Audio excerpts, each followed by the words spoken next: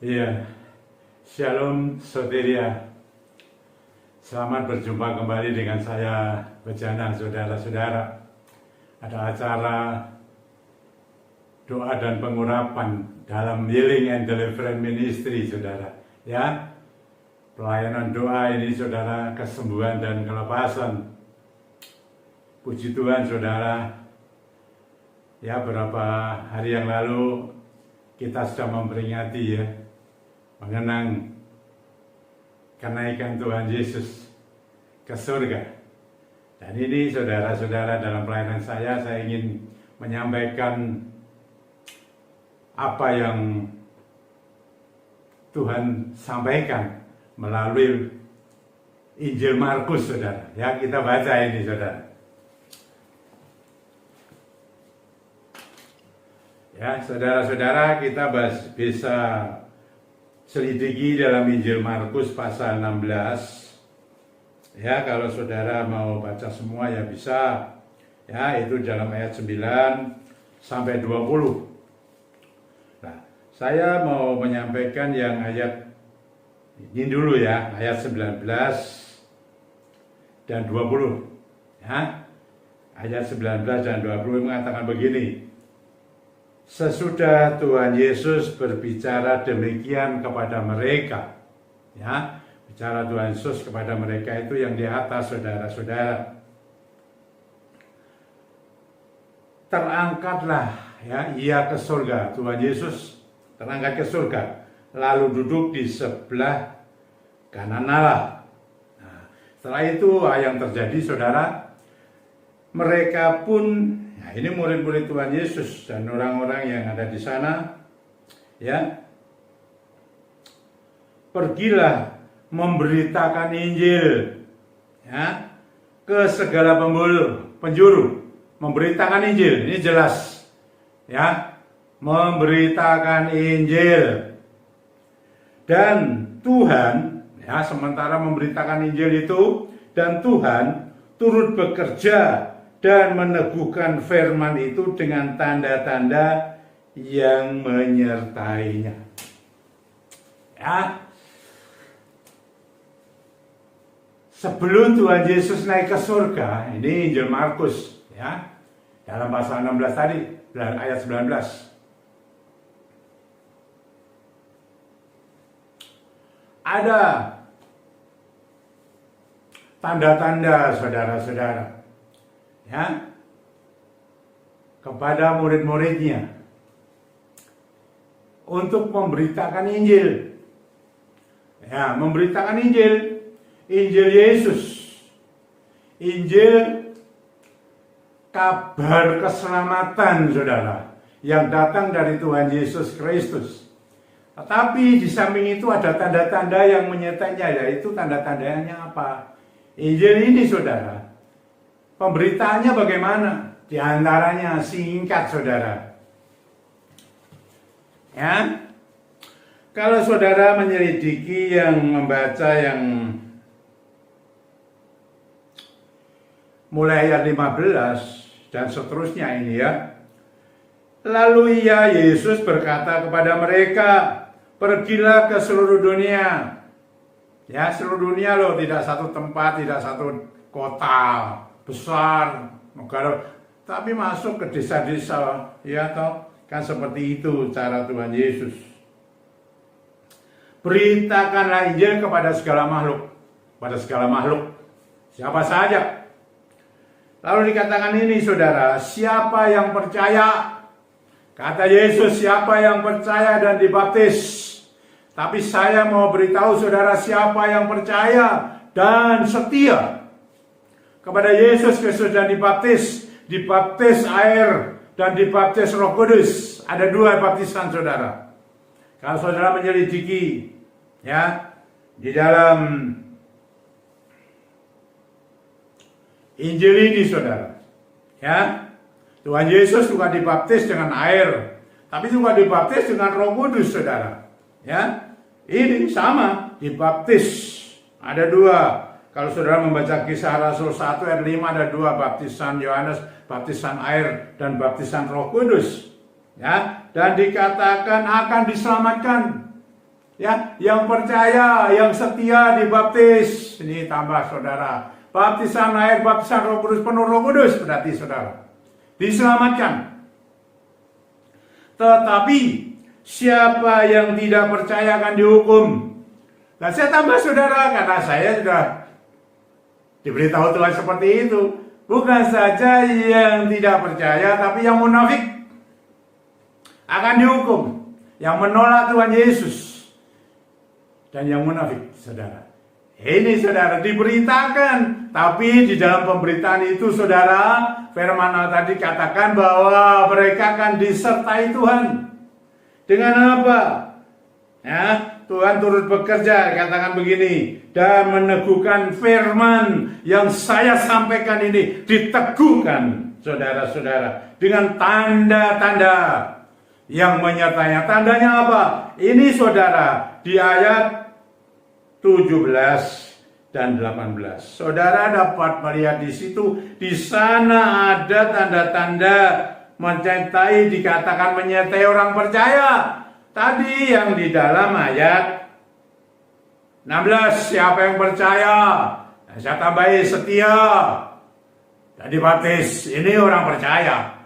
Orang percaya yang seperti ini akan ketika memberitakan Injil, memberitakan kabar keselamatan, sukacita dari Tuhan Yesus Kristus, ya, disertai dengan tanda-tanda ini, saudara. Apa ini, saudara, tanda-tandanya? Yaitu mereka akan mengusir setan-setan demi namaku, namaku ku besar, dalam nama Tuhan Yesus Kristus. Bukan nama kita sendiri atau nama orang lain, nama Tuhan Yesus Kristus. Ini tandanya mereka sanggup. Mereka sanggup disertai ini, saudara, mengusir setan-setan. Ya, kedua, dikatakan apa, saudara? Mereka akan berbicara dalam bahasa baru bagi mereka. Nah, ini kalau dalam Injil ada dikatakan, saudara, dalam firman Tuhan ini, ya, bahasa roh, glosolalia. Tapi izinkan saya, saudara, saya sudah menikmati yang namanya bahasa roh ini sudah 18 tahun usia saya pada waktu itu di Surabaya. Ya, di Surabaya. Ini saudara-saudara, ya, ada bahasa roh. Kalau saya, ini bahasa baru, bukan banyak bahasa roh saja, saudara. Tapi bahasa kita sehari-hari yang biasanya bahasanya kita itu kasar, ibaratnya gitu loh ya. Tata bahasanya itu kasar, jadi baru. Karena apa? Orang percaya ini dipenuhi Roh Kudus. Bahasanya lembut.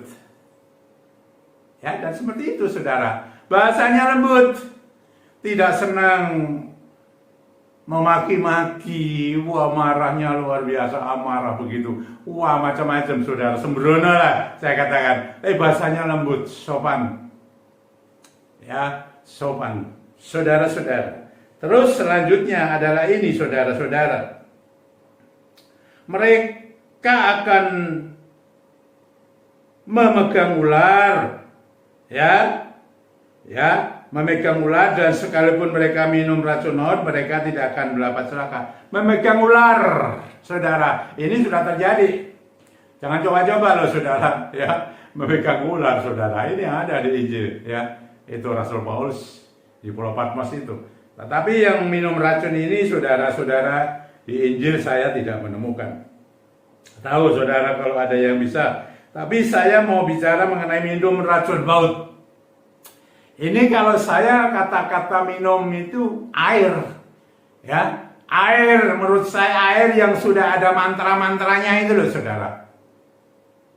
Itu yang berbahaya. Itu maut, saudara, mendatangkan maut. Kalau ada mantra-mantranya itu, ada tenung-tenung itu, saudara, ya, itu berbahaya. Tidak ada apa-apanya bagi orang yang percaya, yang dibaptis penuh dengan Roh Kudus ini, saudara. Nah, terus, saudara, selanjutnya mereka akan meletakkan tangannya atas orang sakit dan orang itu akan sembuh. Saya sudah ajarkan ini, saudara.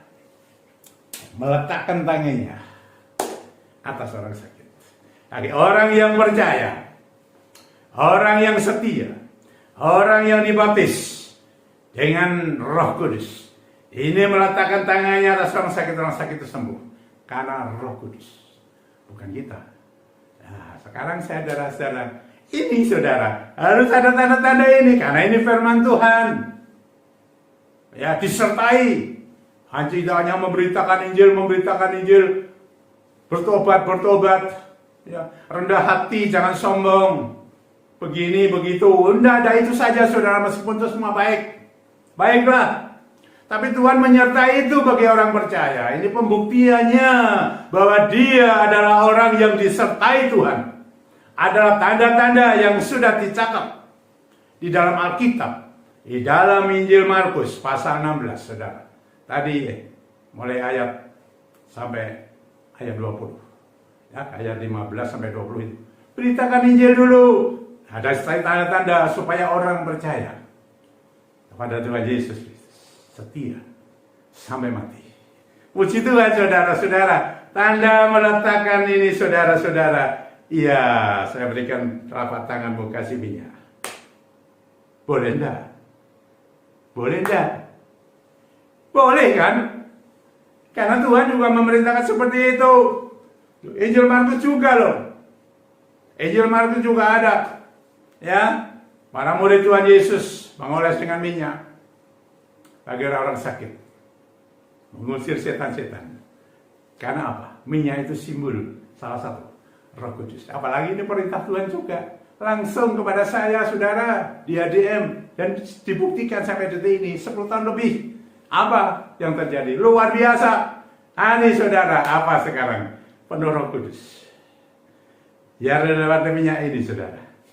Minyak ini sudah dikuduskan. Tapi kalau ada yang belum dikuduskan, saudara, sekarang saya mau kuduskan dalam nama Tuhan Yesus Kristus. Minyak yang kau pegang itu, yang belum dikuduskan, sekarang saya kuduskan dalam nama Tuhan Yesus Kristus. Supaya minyak menjadi kudus dan Roh Kudus akan bekerja. Nah, saudara-saudara, kalau sudah begitu, telapak tangan kita, saudara, diberi minyak. Kalau saudara sakit, tumpangkan saja, saudara. Tumpangkan tanganmu atas sakitmu.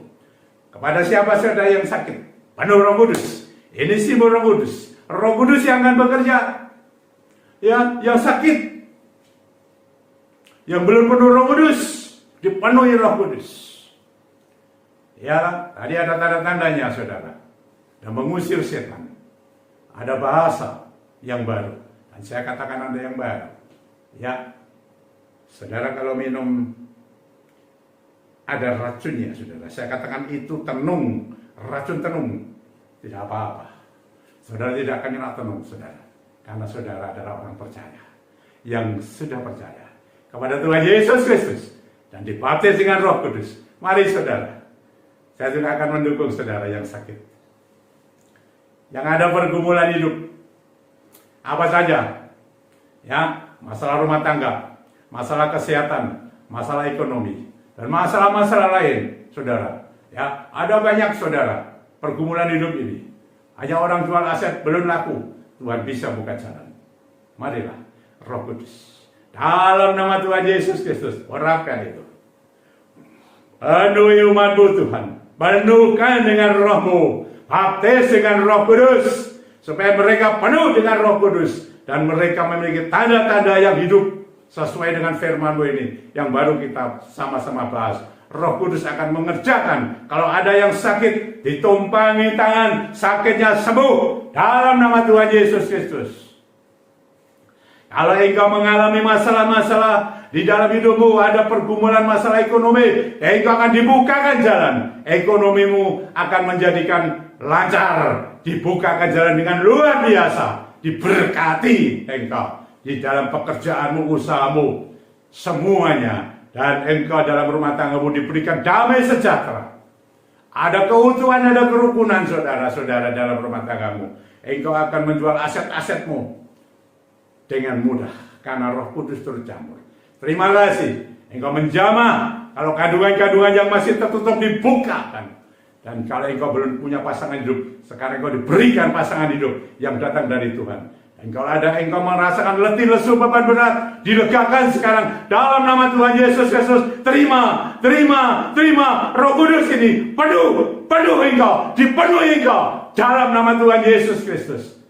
Luar biasa. Dibangkitkan jiwa, roh, dan tubuhmu untuk kemuliaannya dia, untuk memuliakan dia saja, Tuhan Yesus Kristus. Terima kasih, Roh Kudus bekerja. Haleluya. Terima kasih. Demi nama Tuhan Yesus Kristus, Roh Kudus akan bekerja. Haleluya. Amin. Sampai berjumpa kembali dengan saya Bejana. Amin.